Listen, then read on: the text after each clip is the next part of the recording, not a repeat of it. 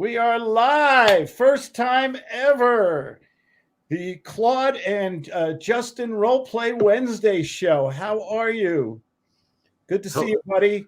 And Hello. my name is Claude Diamond, and next to me, I pointed the right way. It's always hard to do that. Is my very lovely Justin Chamness here, and uh, Justin, you had this idea about 2 weeks ago. Tell everybody why we're doing it, why we're doing Role Play Wednesday live on all the social media and for our clients and everything. We're doing it because we want you out there in the ether, wherever you are, we want you to actually get in the chat with us right now. Oh. And strike up a conversation, ask your question, request a role play. We might even invite you to come in here and do a little one-on-one personal help here. Just a thought. So we're going to stick around here for a little while, maybe even a whole hour. We'll see, but maybe a half hour. I don't know. We're just here to help you. So jump in the chat right now, wherever you're at. If you're on Facebook, you need to do the give StreamYard permission if you want us to see your name. Otherwise, it'll show up as Facebook user. All that is in the description of the video you're watching if you're on Facebook, by the way. So just check that out. But anyway, yeah, let's get to talking about real estate and sales. Yeah, absolutely. We want to talk about real estate sales, everything. And if somebody wants to come on video, they can do that for a role play, or you can go in the chat box and post a comment. We'll put them on the screen and we'll address that. We want to talk about I want to talk about the good life. I want to talk about why do we do this stuff, and Justin, I think you and I do this business differently. There's a lot of gurus talking about real estate and marketing and sales and ClickFunnels and all kinds of things. I think you and I do things differently. I think we do everything differently. Yes. Man, I'm excited. Look we got people here lined up. Yeah. This is great. Right there's all right. We can put them on, and I'm going to put all you folks on in a minute there. I see you there. Dave Skolnick, Helen and Joseph, Roger. And basically, I want to share some ideas and information today. Let's talk about 5 minutes here. I actually prepared. I did notes today. Wow. I actually prepared. Can we talk about, I want to talk about two things: myths of real estate, myths, and I want to talk about the real estate life. Okay, the good life. I love work. I'm a horrible employee. I'm overeducated, and I love work. I love working from home. Better coffee, cleaner bathrooms. I do too, as I always say. Definitely. Yeah, and I love working from home. I can take a nap. I can go outside, take a run. I can go skiing. I can work on Saturdays and Sunday mornings and holidays. If I want to take a day off, I don't have to ask I have to ask my wife, but that's about it. So I love I call it kitchen table millionaires. Being able to work at home, I think to me is a dream come true. How about you? It is definitely a dream come true. I find it to be a double-edged sword, though. And I think, folks don't think about this when they're considering wanting to be unemployed from the job and have something that they do. They created at home. All your friends are still at work. You know what I mean? Mm-hmm. Even though you're at home, your wife still expects you to be productive, and be doing something. You can't sit around in your underwear watching Westerns on TV all day. Oh, wait, I'll So it takes some self-discipline and it takes some self-governing, I think. It's so funny. But the reward is amazing. Do you consider yourself a disciplined person? I'm not. But on some things, I can be very disciplined. Yes. If I enjoy them or if they're profitable for me, yes. I can be very disciplined with them. Yes, me too. Me too. And it's really funny how I can get GSD, get stuff done. There's a great, I was on a podcast. I forgot the fella's name. Real nice fella. Gets stuff done, and it's not stuff. Basically, I get a lot done. I have a routine that I do every day, besides exercise and health and things like that. And I talk to 5 to 25 people a day. I spend 30 to 60 minutes of marketing a day. and somehow the cable bill is paid and there's mac and cheese on the table. And I think I'm very grateful to this business, this real estate life. I'm very grateful too. I remember working for a guy and having to ask for permission to take my pregnant wife to go see her family before the baby was born. And he was like, no, you've already had time off. Oh man, I had to quit that job. Yeah. You know, I never want to go back to that. Once you taste freedom, it's like you never ever want to turn loose of it. Freedom. Let's talk about freedom for just a minute. The freedom. Have you ever been worried? Let's chat. Put it in the chat. Yeah. Let's I'm just reminding everybody. You can put it in the chat. You can put it right in there. If you have a question. Freedom, though. The freedom to live life under your own terms, to have that financial freedom.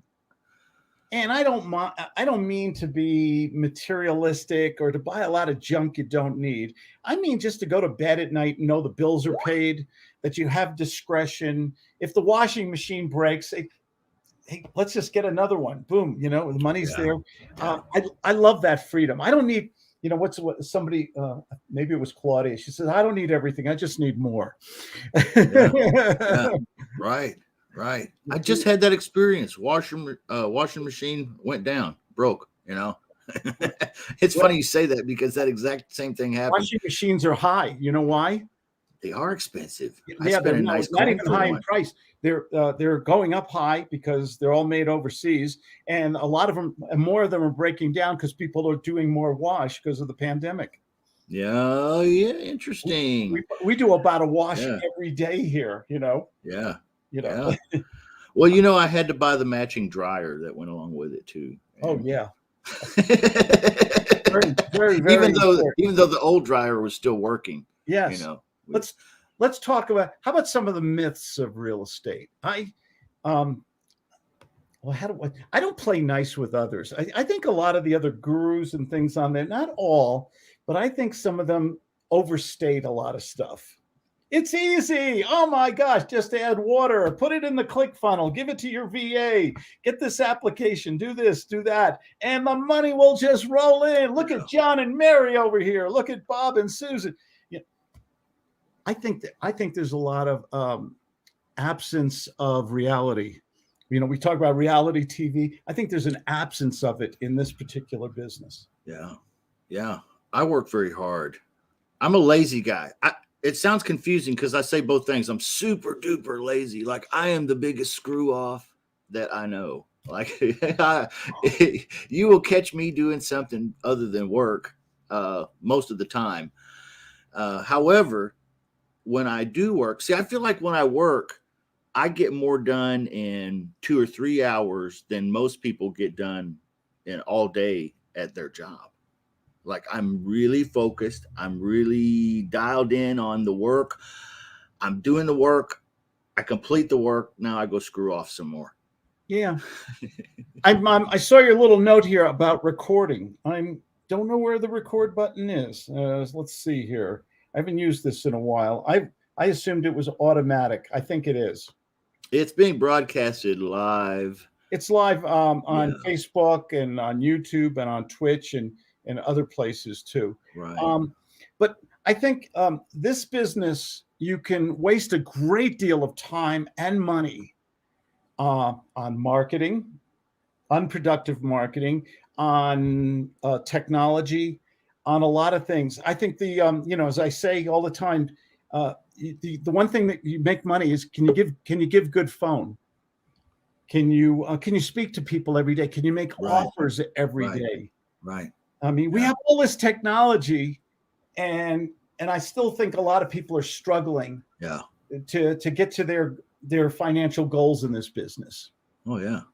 That work, that consistency. Yeah. I used to make phone calls for a guy that told me your job is to have 10 by 10. So 10 conversations by 10 in the morning. That's your job. And if you do that, you'll make way more money than you've ever dreamed. You know how easy that sounds, but how difficult it was to execute. Like I really had to work at it, You got to do. I think you got to have multiples. You have to have passion. Yeah. If you don't love what you're doing, Right. can you really? Do you look forward to it every day? Can you do it every day? I mean, if I made you my septic tank cleaner and I told you I'm going to pay you $10,000 a day, you might do it for a few days, but I don't think you'd look forward to it on Monday morning again. No, I'm getting a visual right now of you cleaning my septic tank. That's a crappy job. Yeah, yes. but I think you got to have passion for what you got to do. You've got to be a problem solver, something we should talk about also. You got to solve people's problems. You've got to learn to speak to people. You got to be a good communicator. Okay, you can't just give a presentation and say, "Okay, let's do a lease purchase. Let's do a subject to give me your property." Here's. I think you got to enable people to like and trust you, to want to do, and you got to have fun on the way to the bank. Is the way I like to express it. Absolutely, you got to have fun on. Should we let a few of these people on? Yeah, let's let some folks in here. Does anyone have who has a question here? I'm looking at all you good folks here on the stream here. Let's see. There's David Skolnick. Quite a few. There's Roger. There's Helen. We're going to let a whole bunch of people on here.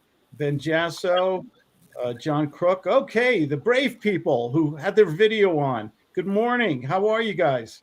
Hey, guys. Good morning. Well, welcome to Roleplay Wednesday here. Who has a role play or a question? This is where the crickets come in. We need a cricket. We need a cricket sound.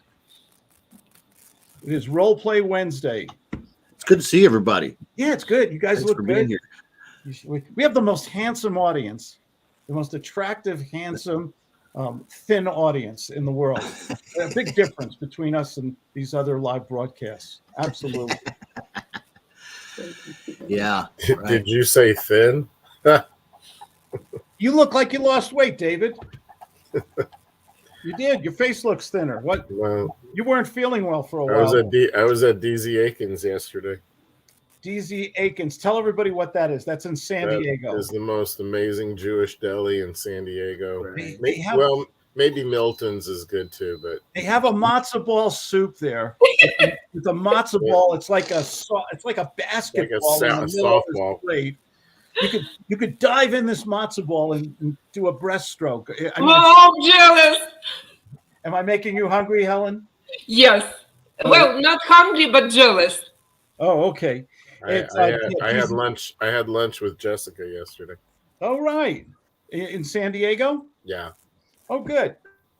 Good. Well, we want to talk about real estate, sales, marketing, and who else is here? Who else do I see? Is that Jonathan Crook? And yeah, there What's up, dude? There we go. I don't know if I. Okay, there he goes. How you feeling, Jonathan? You okay? Yeah, I'm doing good. Okay. Hey, I got a story to share with you guys. Okay, and if you got background noise, you got to hit your mute as usual. I was talking with somebody who actually has a house and set it up as an Airbnb. It generates $5,000 profit a month. Pretty cool, huh?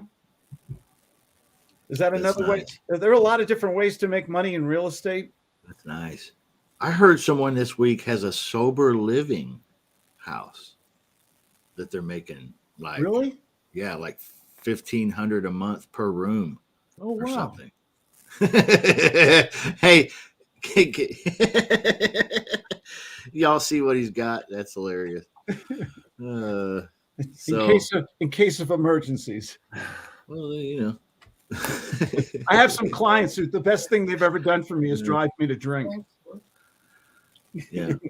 Absolutely. So specialized houses, senior housing, sober houses. Yeah. Challenge people, people have physical or mental health issue type things. A lot of high maintenance in those kind of investments, I would think. I would think so too, but I hear not. You know, I'm I'm the lazy real estate investor. When I first got started, tell me if this rings true with anybody. I was hands-on. I did the rent collection. I did the management. I came on Sunday during Super Bowl to fix the toilet. I was the maintenance man. I did all these things because I was just getting started and I didn't have a lot of money. So guess who has to do all these things? Right. You know, today we love to say, well, you got to delegate, you got to build your team and this and that. And I wore many hats when I first got started. Yeah. Let's see here. We have a comment here in the chat box. Let's see. Iron Man Lou, are you on Zoom? How do I join the group? Lou, you've got to read your emails or look on Skype. I sent all the information out and I put it on there. We are on Facebook right now. We are on YouTube. We are on Twitch.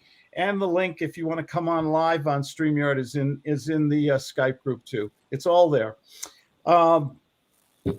But the thing about it is, when I first got started, I had a little bit of money. I bought a few properties, VA, FHA. I bought foreclosures.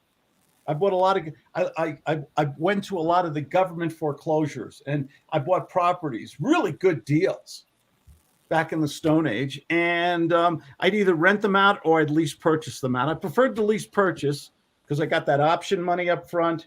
I got a positive cash flow, and I generally got a better tenant. I generally got a better tenant on there, and that to me was great. But after a while, as I built up, we got to 5 properties, then 10, then 15, then 20 properties. Whew, it's a lot of work: maintenance, rent collection, occasional eviction. Okay, Yeah. all that stuff. But that's how you learn this business, isn't it? Hands-on. Yeah. And then what do you do? And how did you, when you got started, what was it like for you, Justin? I'm not a landlord. I never enjoyed it. I tried it myself. I had at one time 10 rental properties, and it was the same way for me. I could not believe every month I sat down and I was writing out mortgages, just like mortgages and mortgage payments. You know what I mean? It was blowing my mind and scaring me. And then, I ran into problems with tenants, and then Sunday is my day off. Right. So then I get a phone call that, hey, the dishwasher doesn't work and we need somebody to come over because we have to wash baby bottles or whatever. It's just, it was just nonstop. I don't know. It freaked me out. And I thought, there's parts of real estate that better suit me than being a landlord. So I just, pursued those things. Now, I do feel sometimes a little like bad about it because other people talk about their landlording business and they've got like, a nice portfolio and then I've elected to not go that route. Maybe that's me just being a little jealous of the passive income that they do have, but I also know that they carry quite a bit of responsibilities with that stuff. But don't you think you have to learn these things in the beginning? You have to go through this. It was good for me. Yeah. That back to my mythology of gurus. I think they make it sound too good to be true, too easy. And the thing I really disdain: get rich quick. You can get wealthy slowly. Yeah. In this business, and I think you can read all this, go to all the seminars, buy all the books and tapes, but this is a business you learn hands-on. True or false? Definitely true. Definitely true. Yeah. I learned so much. I tell people sometimes I got a master's degree in that stuff, the hard way. I know enough now to know I don't want to do that. Yeah. I learned more about the law through real estate than I did attending law school. When you go to the courthouse for an unlawful detainer, and that's a fancy word for an eviction and things like, or an asset hearing and things like that, you get $1 million education. Oh, yeah. Yeah. Well, when I got started, it was all hands-on. I'd find the property. I'd negotiate the deal. I'd put it in the contract. I would remarket for tenants or tenant buyers. My favorite is lease purchasing. I've written several books on it. Lease Purchase Bible, lease purchasing for the 21st century. And I loved lease purchasing because I did it on properties I owned. And when I ran out of resources, this is the big takeaway. The beautiful thing about lease purchase and some of the other strategies is leverage. I can rent. My mentor used to always say tenants are smarter than investors, because a tenant can, tenant puts down first and last. Okay, someone's got some background noise there, so I'm going to ask you to mute yourself, please. Tenants put down first and last, and who has possession and control of the property? The tenant. But who has all the liability? Who has to pay the mortgage or the owner of the property? Who has to pay for the insurance, the homeowner fees? Who has to who's responsible for the maintenance under law, habitability, zoning? And he used to say to me, if I can rent a property and then just add that little thing we called an option, the ability to sublet, transfer, convey that property. I can live in it. I can sublet it and rent it for more than I'm paying the owner. I can structure it so if I have a lease for 3 years, can I sublet it or sandwich lease it and pass on the ability to own it to my tenant for 1 year and get option money and positive cash flow? Could I do all this? And if we have a 2008, everybody here remember 2008? What happened? Anybody? I know two things about real estate: goes up and goes down, and it really went down in 2008. And Claudia and I, my wife, it's not a nice name. Yeah, absolutely. We got out of a lot of our properties, a lot of our portfolio in 2007. We took it's not how much you make, it's how much you get to keep, right? And we got out. But lease purchase to me was just a great way to get in real estate, control the property, have a lot of leverage, have passive income, make capital at the end of it. If someone buys it, you can assign it or wholesale it is the popular term. You know what? Can I say too? One of the best things about lease purchasing, especially nowadays, and that's the focus of my business as well, is lease options, lease purchase. I call it lease options a lot, but lease purchase very similar. What's so cool about it now is there's a big scare going on in the world of real estate and real estate wholesalers, and it has to do with the title companies and with NAR and everybody saying assignments are bad and the wholesalers are bad and all this. The beautiful thing about lease purchases is I don't really, when I do an assignment, I'm not assigning anything that's going to any title companies or any closing attorneys, or it's not being recorded at the courthouse. No realtor brokers are going to be looking at this, or NAR is not going to get a phone call. It's just all kitchen table stuff long before closing ever happens. Don't you love the KISS method? It's Keeping great. Keep it simple, keep it unregulated. As you said, eliminate. Can you honestly, ethically do real estate without all the stuff, without all the baggage? Hey, Claude, can I ask you a question? Yeah. Who's this? Roger. Roger, there you go. Raise your hand, Roger, so people can see you. There you are. So when you're structuring your lease purchase in today's terms, who is your typical seller? And B, looking at today's markets, you've got accelerated prices. How do you see that application working its way, into a lease purchase down the road, where you maybe have high equity sellers who are in a situation that need to get out, but maybe the market's starting to turn a little bit. And nobody knows if it's going to turn or when it's going to turn. I'm just trying to see how it would apply in that market. But who wants to go first? Who wants to answer that? Which part of the question you want first? Doesn't matter. I believe he addressed that question directly to you, Claude. Okay. I would think there would be some issues with qualifying, even because the potential rates are going up, even though the market's hot. A lot of people might not be able to qualify with the prices being so high. Let's go to the first part of the question there, Roger. You said, where do you find? Yeah. What is your typical seller in today's market on a lease purchase? I don't know if my seller. Well, the person that you're taking the property from.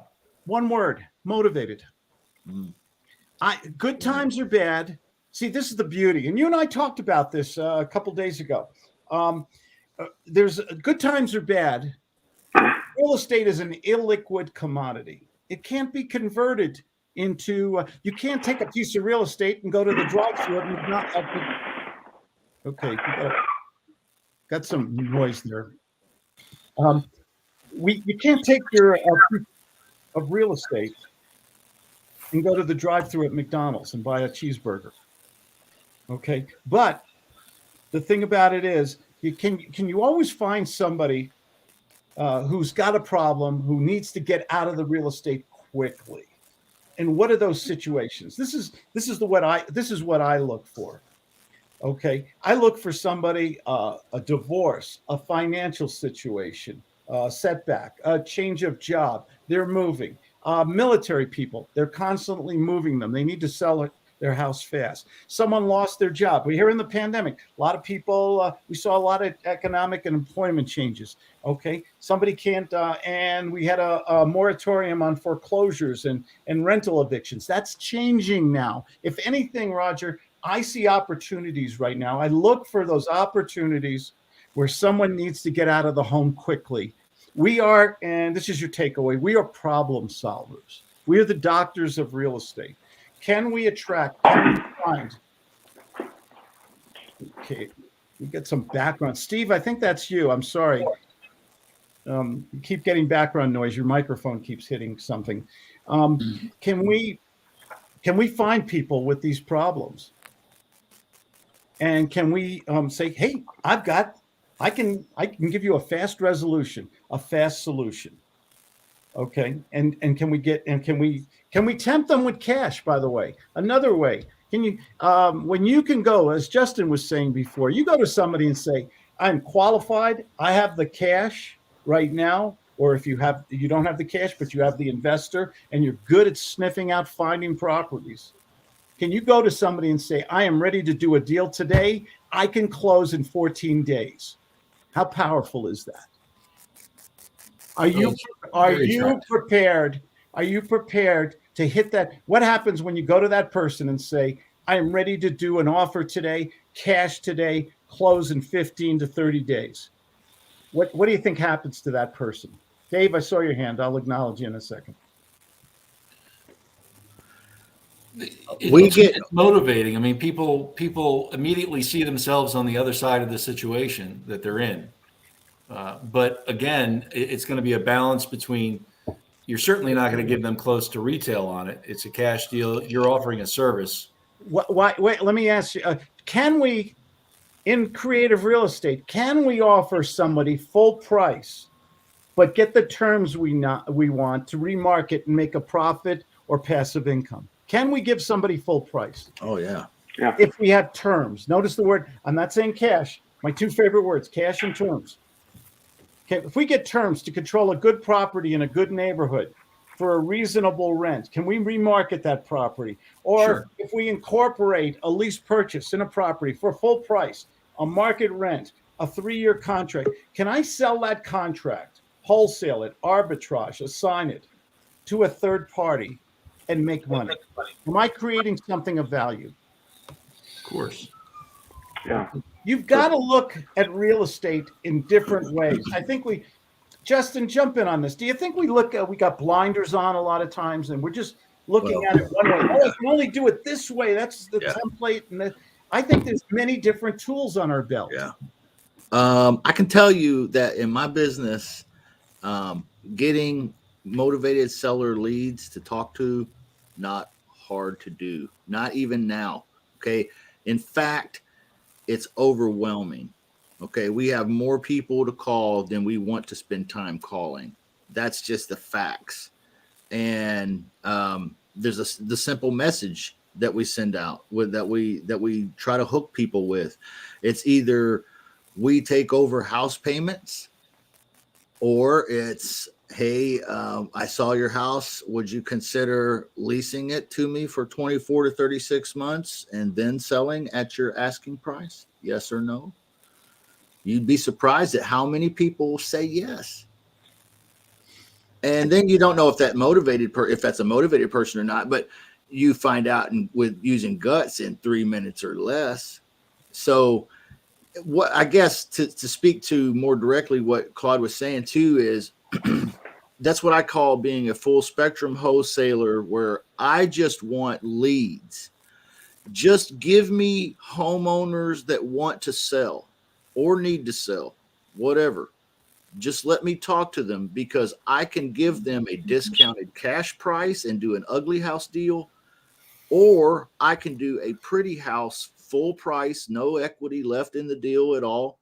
Okay, I'm going to offer them full market value. I could still do that too. That is the beauty of being a creative real estate investor or wholesaler, rather than just an ugly house wholesaler. Ugly house wholesalers, in my opinion, are looking for a needle in a haystack. I'm looking for that one ugly house, and that one ugly house has to have a motivated seller willing to just take a hit and take a haircut and cut this thing down 50% of its value for me. That's a needle in a haystack. But they're out. But they are out there. They are out there. I'm not dogging that. But the point is that I'm lazy. And if somebody is lazy like me, they don't want to look for that needle in the haystack so hard. What they want to do, and what I want to do is I want to talk to 5 homeowners a day. And if one of them is inclined to contract with me, even at full price, I want to contract that thing. I don't have any inventory to sell unless I have something under contract. So that's my philosophy. One of my students, Roger, one of my students who I spoke with the other day, found a property. It needed repairs. Other properties in the neighborhood were selling for around $250,000. He found a property. It needed repairs. He got it for like $58,000. It needed $60,000 in repairs. You do the math. $50,000 something purchase price, $60,000 in repairs, $110,000, $120,000 in a 200 to 250 neighborhood. Would you do the deal? All day. Are you financially, and this is where I'm going to everybody here. Okay, there's many different ways to look at creative real estate. And one of them is, are you prepared? I talked about it earlier. If you find the $250,000 property that you can buy for 50 and sink another 50 in upgrades and repairs, are you prepared to buy that property today? To make that 150,000. We had Kerry on last Monday, 2 Mondays ago. He showed us the check, $120,000 on one deal. Okay, I've done deals like that too. Are you financially prepared? And if you don't have the money and the credit, do you have somebody who can join you? Okay, this is Roleplay Wednesday. Let's do this. Hi there, Mr. Roger, Claude Diamond. How are you, sir? I'm doing fine there, Claude. How are you? I'm doing great. Listen, I just found this property. It's worth $250,000. I picked it up under a contract for $50,000, and I'm in a jam. I don't have $50,000, and I tied up $5,000 of my own money, and it needs another $50,000 in repairs. And I heard you and I spoke. Are you in a financial position to partner with me or buy the contract from me today? Yes.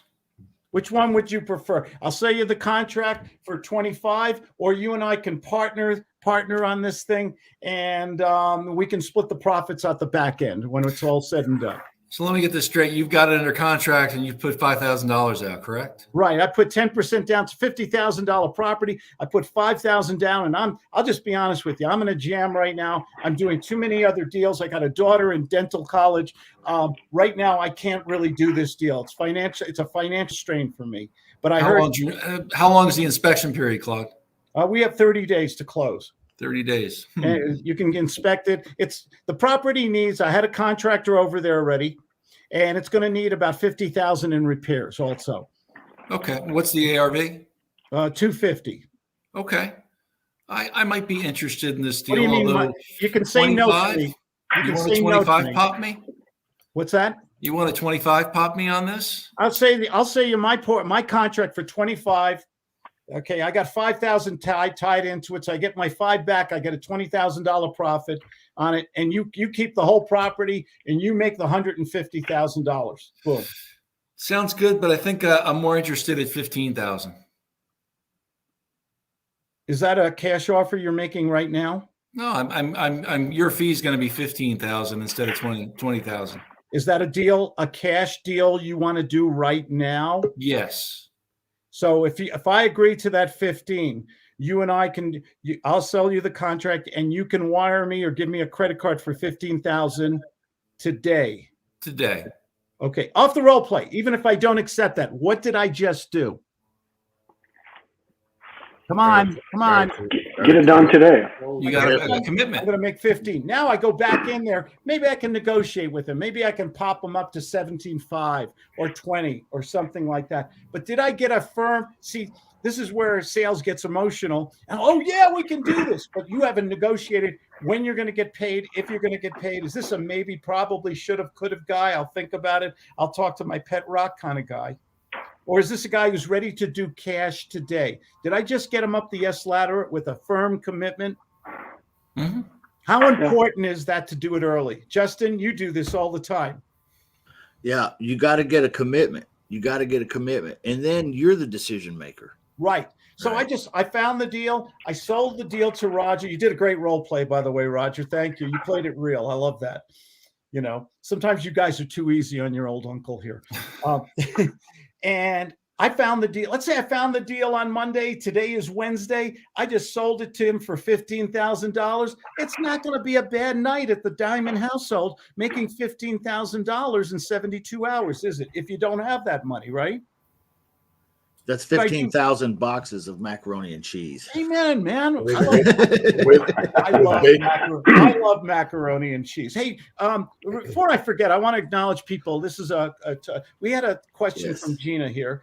And Gina, let's see if we can give an award for who can pronounce Gina's last name. Lacroix? Lacroix. It's French. Who took French? Parlez-vous français? Do you recommend I calculate myself the cost of repairs on a small house? It would be my first property, or should I hire a professional? Gina, if you're just getting started, this is part of the learning. Do you have a friend who's a contract? Somebody's got background noise, please.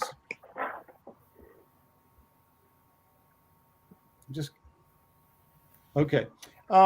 If you're just getting started, you can make costly mistakes in this business. And one of the reasons I love to mentor, and Justin mentors too, by the way, shutupmoney.com, and I'm claudediamond.com. One of the reasons we love mentoring people is to avoid the dumb mistakes we made, right?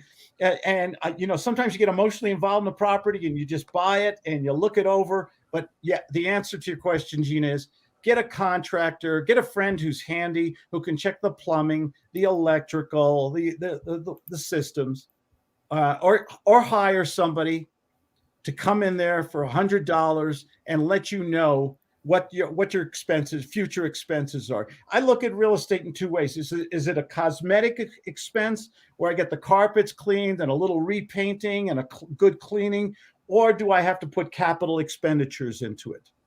Okay. Or third way, I just thought of it. Can I sell it as is? Can I go to somebody and say, you know what, this is a property. This needs a lot of cleanup, a lot of repair. And I'll just sell it to you real quick today for that $15,000. You make the big money. Do you recommend? So Gina's question is, don't leave things to chance. If you're going to get into real estate, have a budget aside, have $100 so you can hire an appraiser to check your prices, call up realtors, call up a local contractor or somebody who can give you the advice you need. Okay. I recommend an inspector. Just get an inspector.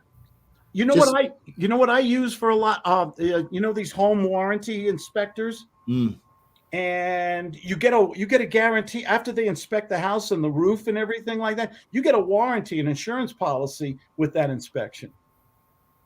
Wow, that's pretty good. That's incredible. Yeah. So if you move in or you set it up as a rental and all of a sudden there's a major expense, that's covered under that limited warranty from the house inspector. The home warranty. Amazon.com sells home warranties now, I hear.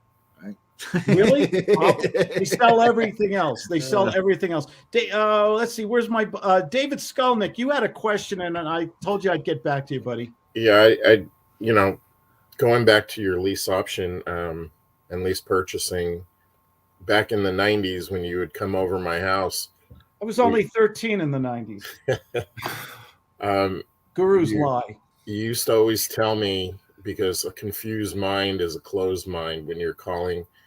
Back then we didn't have the internet. We didn't have all these things that we have today. And you were actually doing 2-3 line ads in the classifieds to try to drum up business. And we would call those people and you would always say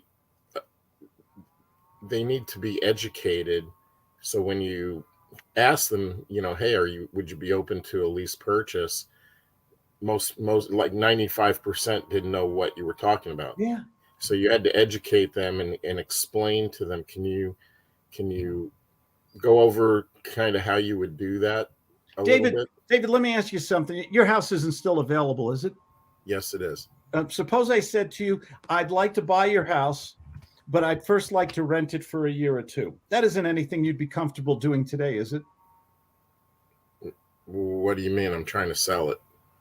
I know, and I'd like to buy it, but not today. Could I rent it and give you some? How long's it been? I've seen your ad for a couple of months, so you don't have a mortgage on it, do you? Yeah. And taxes? Yep. And insurance? Yes. And homeowner fees? Yep.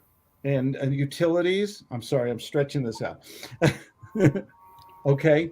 That's all costing you money. I'm ready to stop that leakage. And suppose we could start a contract right now for beginning on February 1st. And for the next 24 months, you get a nice check every month. And sometime in that next 24 months, I'd like to purchase your property without you paying a 6% real estate commission. Is that something we could do? Yeah, I think we could talk about that some more. We are right now, sir. I'm making you an offer. Suppose what's the best price you could give me for your house? Then you get into the off the role play. Then you go into your agenda step. And for those of you who know my gut sales method, you set an agenda. I'm going to ask you some more questions. You ask me a few. And at the end of this conversation, can we make a commitment or both of us get out and we're done?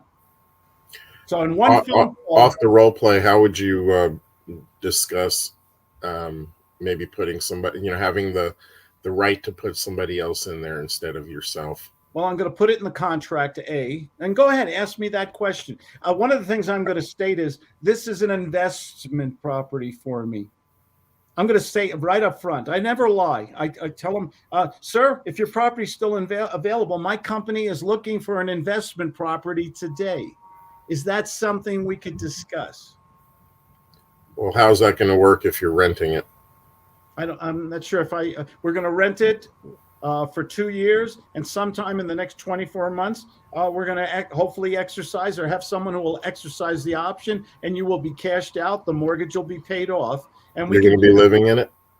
No, sir. As I said, this is an investment property. Okay. So how do I know who you're putting in there is trustworthy? And that's a great question. I'm glad you brought it up. How would you like to we'll properly vet the people. Would you like to have the contract subject to your approval of anyone prior to us doing the transaction? Yeah, that would be great. That's called a cooperative agreement, by the way. Oh yeah, that's great. Okay. So the thing about it is, you'll be responsible if they damage the property? Suppose I said yes, sir. Could we move forward today? Yeah, that's really important to me. I'll put it in writing right now, sir. I'll send you an agreement. Let's have a meeting on Zoom at 4:30, and let's hammer out the details. And if you're comfortable with it, we'll move forward. Your problems are over. You don't have to write checks every month. This property's off your mind. You don't have to worry about maintenance, and you have it sold without a real estate commission to pay. And if they don't take care of the property, how do we get them out of there? We same as how would you do it with any person, sir? You'd evict them. I would, but that's not your. But sir, that's not your issue at this point. Once we do a contract, once we do those, you're relieved of those issues. So you would be handling the costs of doing all that if there was a problem? Suppose I said yes and put it in writing. What would it? How would you feel about that? What would you say to me next? I would feel great about anything you put in writing. Okay, which means? Yeah, let's talk about this. We are. I mean, well, let's get more detailed. What more do you? What would you like to know, sir? Well, Um, okay, I don't want it to go on forever, but I got to get you up that list. Yes, I want in one phone call to get a commitment, to get information, to get tentative or full closing, or get out. One phone call. That's creative real estate. That's how somebody working from home can make a great living. I just brought this up not to put you on the spot, but I brought it up because we always say, you can do a lease purchase, you can do this, but a lot of people don't know how to present it or talk about it. You got to have a system. You got to have a system, a method of learning how to ask questions, as I often say, like a doctor with a new patient. Where does it hurt? When did it start hurting? What do you do for a living? Is it a physical job? You've got to go in. Don't give a presentation. Ask questions that direct to the emotional needs, the problems of the prospect that you're dealing with. You can even do something we call, I know you guys love this, redirection, a little reverse psychology. Sir, I don't understand. Why don't you just give it to a management company or realtor or how come this property is still available? What would you like to see happen today, sir? In a perfect world, what would be the best way to solve this problem for you? Honestly, I'd like to stop making the mortgage payment. I suppose I said to you, well, sir, tell you what, instead of a lease purchase, why don't we do a subject to? Why don't I send you a sales agreement? I'll take over your mortgage payment. We'll have a balloon so that in 60 months, I'll pay off the mortgage and you're relieved of all liability on the property. Can we do that today? Yeah. Oh, let me even better, sir. Tell you what, would you like all cash instead of waiting 5 years or doing a lease purchase for 3 years? And I thought you were uncomfortable with me putting people you don't know in your property. What would you like cash today? A cash offer today and be out of this property completely? Would I get my asking price? No. How much are you talking about? I don't know. What's the best price? You're asking $200,000. What's the best? You have $100,000 mortgage. What is the best price you can give me to do a transaction today? Hadn't really thought about it, but maybe 180. How about if I offered you 150? You walk away with 50,000. Final offer. I'll pay the closing costs too, and you're all done, sir. And by January 30th, you're out of this property. Deal? No deal. Can you come up to 160? I'll make it 155. If we can do a deal, make a commitment now. Shoot, I should ask for 170. No. No, I wanted to bring all that up because, we never really sometimes go over all that kind of stuff, on how to create and educate them on the process, because you're not going to see ads out there saying lease purchase. It's always an education process. Did you see what happened though? We went from a lease purchase to a subject to a cash discounted offer. You've got to have many tools on your belt. And you've got to have a sales method so you can have these direct to the point. I'm a new transplanted New Yorker, no shit. Okay, it was the one good thing about New York is we get to the point fast. I'm talking too much. I'm sorry, Justin. Go jump in here, buddy. Actually, Nope, it's like when you're saying be the doctor, we can do radiation on your tumor, we can remove it, or we can do this. And this is an uplifting show, David. Be positive. I'm trying to be a doctor. My mother always wanted me to be a doctor. Go ahead, Justin. I didn't have anything I was going to add. I was just listening. I'm enjoying it. I didn't mean to monopolize this whole thing. No, it's good. I think having a plan, having a mentor, a coach, listening to them do it is very helpful, and learning what they say, how they respond, the tonality, the words, and then, trying to imitate a little bit too. That's a great point, because when you don't know what to say, now that I did that with him, I could rewatch this and go, I can say that. I can do that. Yeah. Imitation, practicing imitation. I don't think Claude gets offended when he hears any of us say the same exact thing he would have said. No. I think, in fact, he probably gets really proud because we're finally getting it. At least we're imitating now. Imitation is probably flattery, for him, but it's good practice for us, And I love when people take the things that work for me and stay away from the dumb things I did. Thank you. Oh yeah. Well, I can't think of any of the dumb things. There's a book. There's a book. No, there's a movie there of all the things. Did you ever think about something you did really dumb 20 years ago and you got embarrassed all over again? That would be a great read. The book of all the stuff you shouldn't have done. Yeah. Hey, Lou Quinal, I have to acknowledge you. You found your way over here, buddy. How are you? I'm good. How are you? Good. Give us what's the San Diego report? What's going on in my other home there in Southern California? Well, you got Dave here. Dave told you about DC going Akins. to DC Akins. So it was raining yesterday. It's kind of cloudy today. Hey Lou, we got to meet up for a corned beef sandwich. Absolutely. How about the real estate? Is real estate in San Diego? Is it still climbing? Is it still crazy? Will a cardboard box behind the Walmart in Chula Vista on Olympia Parkway. See, I know Chula Vista. Will that still go for $800,000? That cardboard box behind the Walmart? $850. $850 now, and it must have a view, okay, of the back of the Walmart, right? It's got a window. Right. It is crazy. It is crazy out there. That's a high-end Walmart. Yeah. Right. Absolutely. Yeah. Is there inventory in Southern California still? I think it's calmed down a little bit, but I haven't really been paying attention to what's going on here. So okay. Really, living prices are selling for more than they're asking. Yeah. Can you make money? Roger brought this up earlier. Can you make money? Roger, you brought up in this high escalating, overpriced, high demand market. Can you still make money?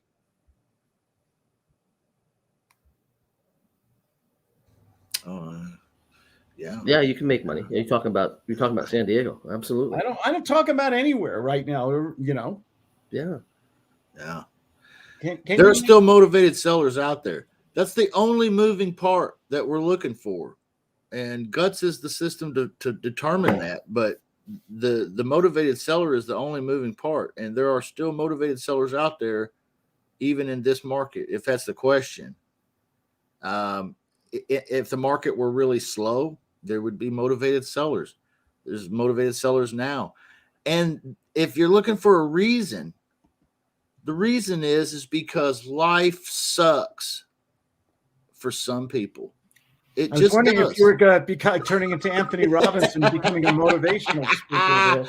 Yeah, I mean, they still people out there with payment problems, that they got a job transfer, the wife left them, maybe they're behind on taxes, maybe this is a second home, maybe they're landlords and they're just sick of the business, or the reasons go on and on and on and on forever. And hey, here's the gold nugget. You're never really going to know what the reason is until you call them and ask. Yeah. That's the beauty of the whole thing right there. There's somebody out there today who has a problem in real estate. Their financial, job change, divorce. There's somebody out there.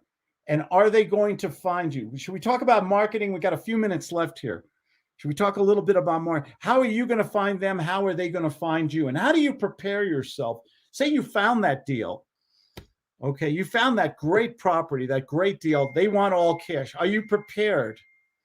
Are you prepared to do the deal yourself, or do you have the strategies to leverage the deal and the sales skills to negotiate it, or do you have a partner or another somebody who has the money. You found $1 million property in Southern California, Texas, New York, Florida. You can get it for $750,000. Can you do that deal today and make $250,000? Yes or no? Oh yeah, I'm sure. And do you have in your head, how am I going to do that deal? You found that motivated seller. They want to get out. They're willing to take it in the shorts on the price. It's worth $1 million. You can negotiate a $750,000 price.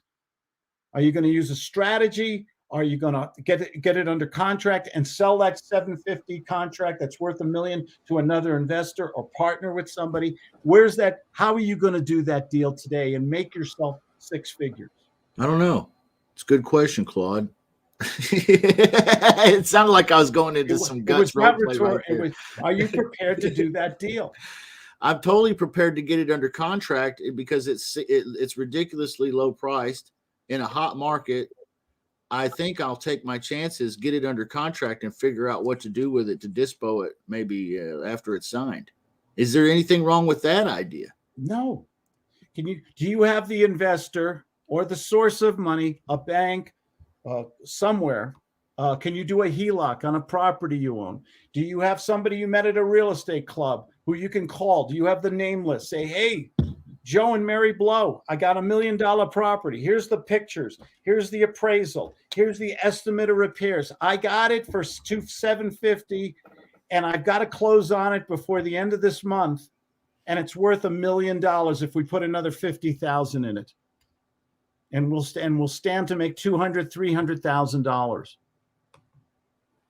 So if you can't do the deal, can you find the deal? Can you negotiate the deal? Can you lock it up in a contract to protect yourself, and then work like hell to solve the financial situation, the financial and the next part of the deal? It's real estate. Yeah, it's dangerous, isn't it? It's scary. Yeah. Scary. What's so scary about it? Is it the big number, or is it the conversation itself, or is it we're afraid somebody's going to get mad at us if something goes wrong? I mean, what really is what's the fear in it? I don't know. Let's ask the audience. Got all these screens here. You guys talk a little. Right? Is there a lot of fear in real estate? What do you guys think?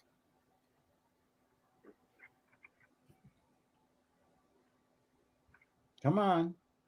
We got somebody here. Social Experiment just said, let me show this. Are you saying you would partner with people that have a deal? Yeah. If you listen, if someone came to me with a deal, one of my mentees, and they did their due diligence, I get a lot of people call me up with deals, but then they can't sell me the deal. They don't know their numbers. They don't know what's owed on the property. They don't know the valuation. They don't know the marketability of the property, something we don't talk enough about. Can I turn over that property? I used the football sign just now, didn't I? Can I turn over a property quickly? How important is turnover? Okay. How many, you want to talk about dumb mistakes I made when I first got started? I'd get in a property, I'd fix it up, I'd get the loan, I'd put the 20% down payment, and then I'd be stuck with it for 1 year, 2 years. And that's called the greater economics theory of being stupid in real estate. How important is it to turn it over, get your capital back out, and get a profit, or develop a passive income in real estate? How important is it? Big. And Gina said it very well there. Very important. I fear the costly mistake. You can make costly mistakes. And that's why we're talking here about this. You got to know your valuations. That's easy to do. Call up some local realtors. Spend a few bucks on an appraiser. Have it checked. Call up a couple realtors and have them check the MLS. See what's pending. See what's sold. Get a ballpark on the property. Call up some local contractors. Pay them $100, $200 bucks, and get them over there. Yeah. Get their estimate on it. Get a mentor from a local REI club. Maybe not even a mentor. Just get somebody that is in the business over there and familiar with the area, and just say, "Hey, if I bought you coffee, would you walk through the property with me and just point out any mistakes you might see I'm making?" They might love that. People, there's a reward in that for people.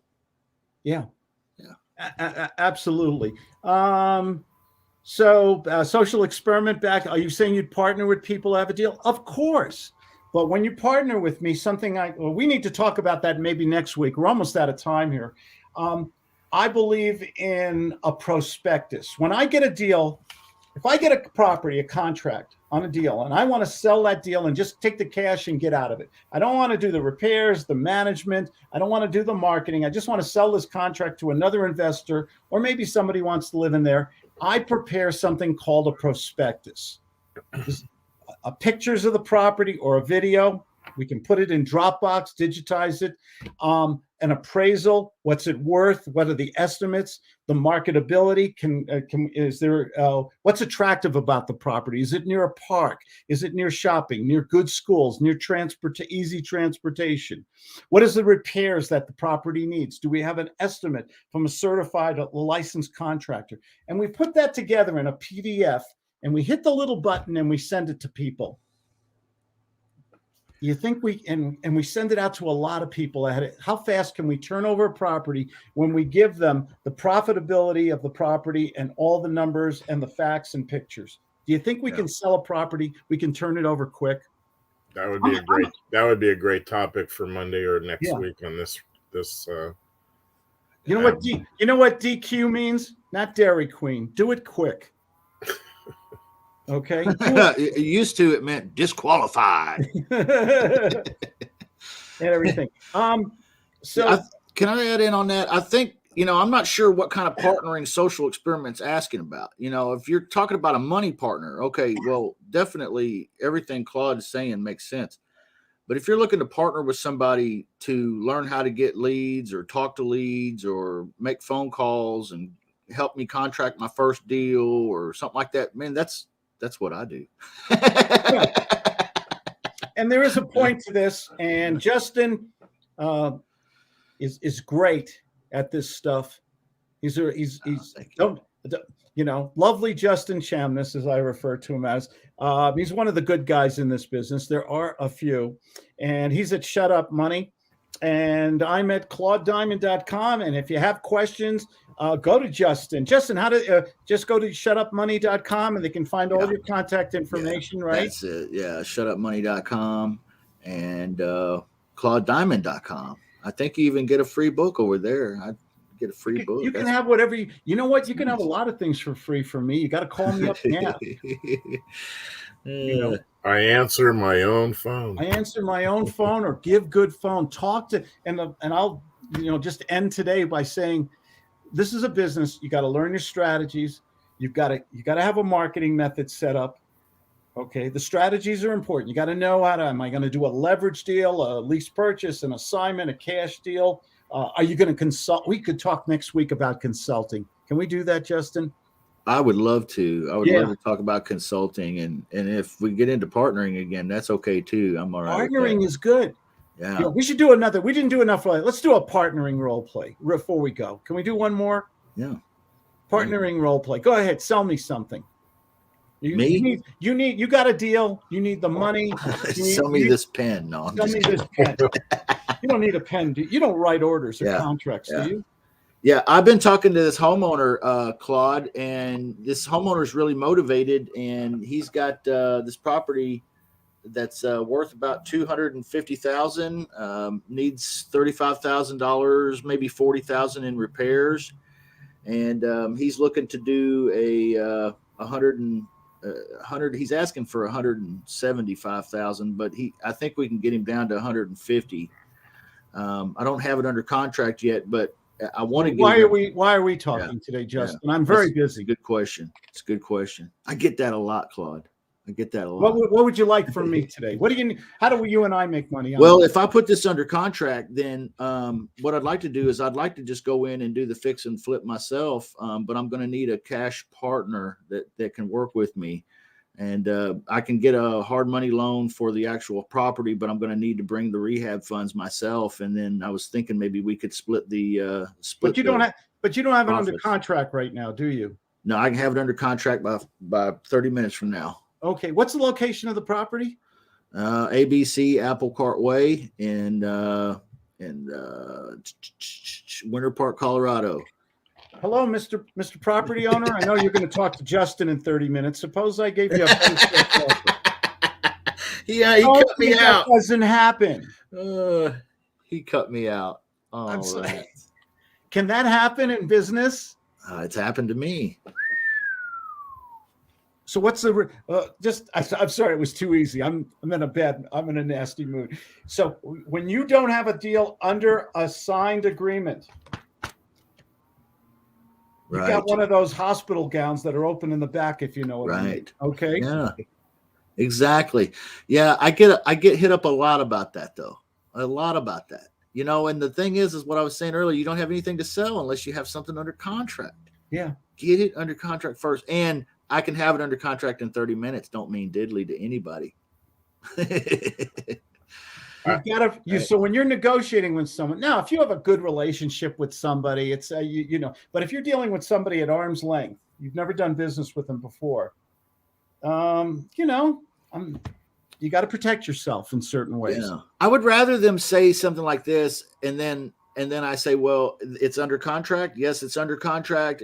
Okay, what's the price? $175. Ooh, well, is there a way that we can go back and renegotiate with this homeowner and get it down a little lower? Once we get some activity here on a buyer, we're probably going to need to get it lower than that. Just so I'd rather renegotiate, in other words. Justin, I'll tell you what, I don't really like partners. How about if I get, how much money would you need from me to walk away from this deal and give it to me today? Oh, to wholesale assign it to you? Yeah. How much? Well, I'd like to make 10 grand. Yeah, I'd like to be 6'2", but God made me 5'8". What are you going to do? Well, what number sounds right to you? What are you willing to do today, right now, if you want to buy this contract? I'll tell you what. You give me this deal, I'll call the owner. I'll do the deal with him, and you get you'll get $5 grand. Really? You do that? I'll give you a finder's fee. Wow, I'm in. Boom. I'm in. There's so many ways to do real estate. There's so many different ways. You can have other people, bird dogs. I get a lot of people call me up, a bird dog program.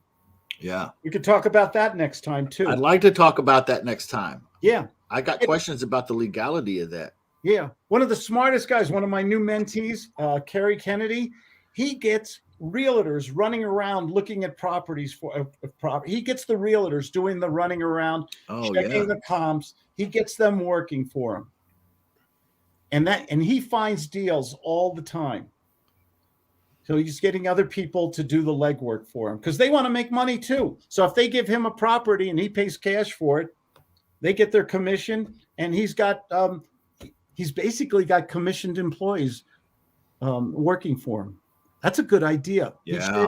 He shared that with us, I think last week on that. It's a good idea. Okay, well, this was our inaugural launch here on StreamYard. A little bit different format, a little faster moving, I hope, and everything. Yeah. Anybody in the peanut gallery have a quick question or want to make a comment before we go? I just had a comment on the prospectus thing. There's a lot of money out there. Dentists are busy doing what they do. There's doctors cutting away in chests and things like that. They don't have time. You're always going to the dark side, man. Luke, I am your father. But there's a lot of money out there, but people who are busy doing what they do don't have time to find this kind of stuff. But if you're not going to just walk up to your dentist necessarily and say, hey, I need $50,000. You got to put something together that's real, and they're going to want to show it to their financial advisor or maybe their accountant or their attorney. Sure. And you put that package together, you have more credibility. Yeah. You have more credibility. When someone comes to you, though, and they say, this is a good deal. I want to do this deal, but I have to take it to my attorney, and they're skiing in Aspen right now, and they won't be back until February 15th. What do you do with that? What do you do with that person? That's a good question. Give me a good answer. Maybe give them a sense of urgency. Like the deals, there's a lot of people interested in the deal. Scarcity, right? Yeah. Well, it looks like this isn't going to be a good fit. this deal, not only is it just so good, but we don't even have this kind of time at all. So maybe we can just pick you up on the next deal. Yeah. Sir, it sounds like you're not ready to do business. I'm sorry you can't get hold of your attorney. Sometimes, and I'm not saying you shouldn't do it, but I can't wait 3 weeks for you to get back to me when I have the phone ringing off the hook for this particular deal. You stand to make a good property in a good neighborhood, get positive cash flow, and you'll have instant equity in the property. Do you really want to lose this deal today? Sometimes you've got to be a little bit authoritative. Sometimes you've got it. This is psychology of persuasion. If you say, do whatever you want. Call me in 3 months. Don't worry, I'm here. I'll sit by the phone. I'll wait. I've got your lottery ticket right here. It's going. It's the winning ticket. It's going in the shredder. Absolutely. Alan Bryan, you haven't said anything today. You make a good point. I appreciate the education and creating interest with the lease purchase. But before we go, I'm supposed a seller tells you maybe you could bring me a buyer that's going to lease purchase my house, but refuses to do a written agreement with you. Ooh, consultation. That's what Claude wants to talk about next week. Do a role play with him, Justin, real quick. Oh, okay. I'm the caller and you're the homeowner? Brian's got this deal and he wants to pick your brain and you don't want to touch this deal. It's not your deal. It's too far away, but you want to make $1,000 this afternoon before you go walk the dogs. All right. Well, yeah, I understand where you're coming from there, Mr. Homeowner Allen. You could exactly do this thing yourself. Why haven't you done this yourself? Oh, I've had another person out in California telling me, they could do it. They could bring a buyer for 24 months and buy it out from me. But I think this place is gonna sell. It just so happens that the weather is still a little bit cold, but I think it's gonna sell. I'm confident. Okay, so you're just planning on selling it on the market then? I have it listed right now. Yes. Oh, so it is on the market. Okay. For sale by owner. Oh, it's for sale by owner. Okay. Well, then you're looking for cash. You're not looking for anything other than cash. Like I said, I'd entertain it, but hey, tell you what, if you bring me a buyer, you don't have to give me their name. You don't have to give me their phone number. You just give me the fact that they're able to pay the monthly rent and they can qualify for a loan in 24 months. I'll sign an agreement with you when you have that person. Oh, I understand. Okay, so basically, you would like me to commit to the deal, get to work spending money and time on it, and if you do like the result that I produce, then you'll commit to me making something from the deal in some way or another. This doesn't sound like you're the right stuff for me, sir. I've got several properties that I'd like to contract today. I thought this might be one of them. And so I guess I'm going to have to bid you farewell on that. So before I go, though, if you were willing to do a contract with me today, we could make it where you have the approval or disapproval of this person. We'll fully vet them, and we can set it up like that. But I can't move forward without any kind of an agreement in writing. Does that make sense? Is this completely over, sir? Yeah, I think so. I just don't want to handcuff myself to one channel. So yeah. Well, I don't want to be party to illegal activities either, and that's really what we're talking about here. So, I guess the conversation's over, sir. Is it over? Is there anything that we can do to resurrect this, or are we done? And like I said, maybe you bring me somebody, you'll make a nice profit. Well, like I said, that's illegal, sir. So I'll have to say goodbye now. Thank you. Boom, fired. He's gone. Life goes on. Get the 3-minute time. Get the 3-minute timer out there. Yeah, that was a great role play. I essentially fired the guy too because I told him you want me to put in effort, time, and labor without anything in writing? Yeah. How's that work? Yeah. Right. Exactly. Are we going to have a recording of this so I can review all of these great role plays today? What's it worth to you? $5,000. Really? Go ahead. I have a pen. What card would you like to put down? There you go. Hey, listen, Justin, I think we went a little long here today, yes, but it's our inaugural broadcast. Forgive me. Forgive me. It's okay. Sometimes I'm, less I'm is sorry. more. I'm sorry. Was that a yes? I'll think about it. It's all over YouTube, and it's you're in the not allowed to private think Facebook about it, group. Claude. It's in Skype. It's everywhere, David. We're everywhere, man. David, you're asking me for something. What am I going to get in return from you? If I give you the recording today, would you chop it up into 3-4 different sections of 2 to 4 minutes and upload them to YouTube for me? Could you do that for me if I went to the time? No, but I can send you a dozen bagels from DZ Aikens. Oh, now you're really talking. Okay. Now you're really talking. That sounds good. I'm gonna go have a BLT, everybody. A bacon, lettuce, tomato with mayonnaise. Okay, just that nice crispy toast. Also, like where you squeeze it and you hear that crunch, and you just Hey, can't if anybody bite into it. if anybody hasn't tried beef bacon, it's great. If you're listen, if you're not a pork eater, I'm not going to eat for another 6 hours. I'm drinking water here today, and I've got another 5-mile run to do. That's not fair to talk about BLTs. Just a little sweet and spicy mustard too, just to give it a little kick, Yeah. Oh man. I remember my first BLT because my parents didn't have pork in the house, and the first BLT I had, it was at a friend's house, and it was, what is this? This is the best thing I've ever eaten. What is this? Right. What is this magic mystery meat?